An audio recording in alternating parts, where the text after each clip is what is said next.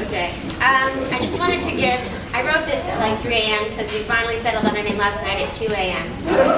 So, I don't know if it's going to be coherent, but I just wanted to give a little explanation from my personal perspective of why we chose the name Amitai for our son. So, before he was born, I had a long list of potential names for the baby. Amitai wasn't even on it. I had strong feelings about a couple of names, but when I met Amitai, it became clear that none of the names I settled on belonged to him. This, of course, made me feel panicked, but we always told Mayan and Geffen that a baby's name is chosen not only by Mommy and Daddy, but by Hashem. And even though Mayan was hoping for Omri, and Geffen was hoping for Buba, I really think Hashem delivered this name to us for a reason. In the Tanakh, Amitai is the father of Yonah, but for me, it's the meaning of the name, truth or honesty, that is most significant. I have many wishes for my little boy, and one was that he should be born healthy, and I can't describe how grateful I am to Hashem that he is. I'm not sure what I've done to deserve such good fortune, but I never forget how blessed I am to have 3 beautiful, healthy children. But when I imagine what my son will turn out to be like, my greatest hope is that he will grow to be like his father. Aaron has many great midot, but the one that I most admire is his honesty and morality, which I think he not only learned from his father, Paul, and his beloved mother, Judy, who we're thinking of and missing dearly today and every other day, but I think it's simply who he is, and to go against that internal compass would go against the fiber of who he is. And when Aaron decided to get into politics, I truly wondered if he could make it in a business in which honesty is such a rare trait to possess. He has never compromised and continues to astound me in his commitment to stay true and honest no matter what the personal consequence. And my prayer is that Amitai will grow to possess his father's same strength of character and commitment to truth and honesty.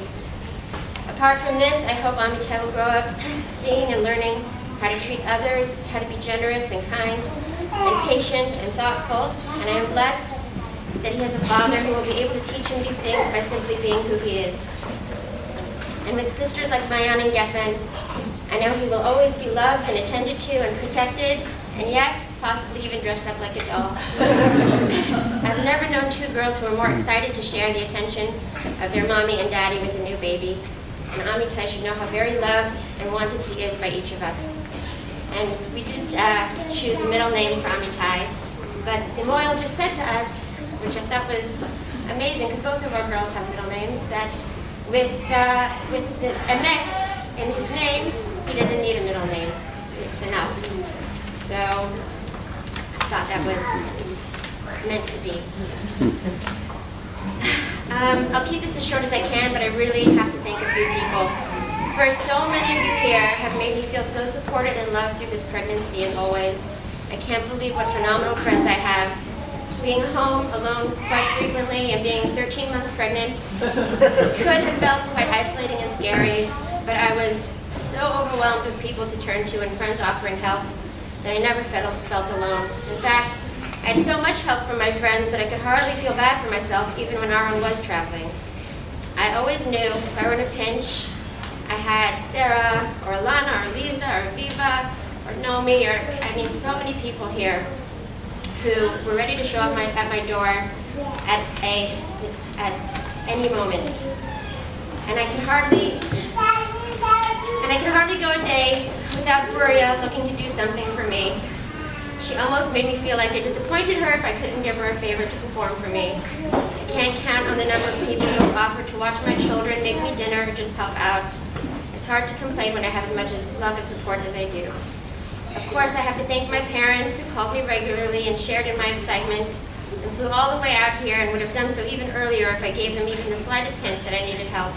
They're unfailingly and conditionally supportive and loving, and I'm so lucky and grateful that they're here for the birth of their first grandson. I'm also lucky they chose to have a daughter 9 years after I was born so that she could be here for me and my girls in ways I have no right to expect. Yet she's always there for me without complaint in my hour of need. And I hope she knows how grateful I am for that and for just being who she is. And although my brother and his family couldn't be here today, I know they love us just as much. I want to thank Aaron's father, Paul, and his wife, Michelle, for calling in to check on the late arrival regularly, and being so flexible and willing to fly out here at a moment's notice to be with us today. It really means a lot to have you here, and it wouldn't be the same without you both. You've been incredibly good to us, and we can't thank you enough. We're also lucky that Aaron's sister Miriam and his brother Gidon and his wife Shira are both here to share in the Simcha with us, not to mention so many of our cousins on both sides. I could really keep going with thank yous for a long time. I'm still getting nonstop food deliveries and calls of offers for help to help. But most of all, I must thank Aaron. For more than 9 months, he has woken up early every day that he's home without fail to take care of the girls so I can sleep. He's done the shopping and the laundry and the trash and the cooking and the dishes and the pickups and the drop-offs and the entertaining of kids. He's basically what could have been a very difficult pregnancy feel easy. And all this while working, I can't even say all this goodness is limited to when I'm pregnant. He's simply there for me because it makes him happy to see me happy. And I hope I let him know enough that I couldn't do it without him. I would never want to. And of course, thanks to Mayan and Geffen, who bring me constant joy. Every day with them is a good one. Thanks to Mayan for pushing Mommy up hills and bringing me things when I ask and talking to the baby when he was in my belly. You're such a caring and sweet girl, and I'm so proud of you. And thank you to Geffen for being so understanding when Mommy couldn't pick you up anymore, and for welcoming your new baby brother with such love, even though you wanted a girl named Kuba. You're still my babies, and I hope you'll always take care of each other.